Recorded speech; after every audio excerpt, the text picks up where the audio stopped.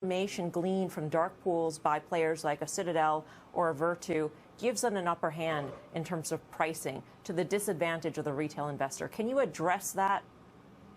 I think one thing to recognize, even those stats that you're showing, in single stocks, those stats are even more significant. So in some of the meme stocks that we've seen, or where there are stocks that have high-level retail participation, the vast majority of order flow can trade off of exchanges, which is problematic for a number of reasons, not just because of information disparities, but also because that price formation is not really reflective of what supply and demand is. And that's what our markets are intended to do, is really find price by contributing all of the interest across all investors. And when you're not including sometimes 65% or 70% of investors, you're not really getting to what that price is. And so we do think that the pendulum has swung too far, and that some of the policy decisions that the SEC made to promote competition at an order level have actually led to a lot of fragmentation and off-exchange trading. And we would be encouraged to see more transparency into that price formation. So I do think that while retail investors have a good experience in many ways, that ultimate price, the best price in the market, should be set in a more transparent way.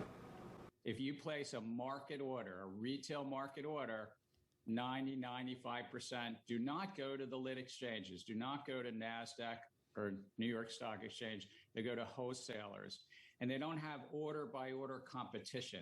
And part of that is because of what you just said, payment for order flow, which is, yes, it's banned in the UK and in Canada and Australia. The European Union, through something called ESMA, is looking at that right now. And so I think it's natural that we look to say, how do we drive greater competition and efficiency of this market and use the tools that Congress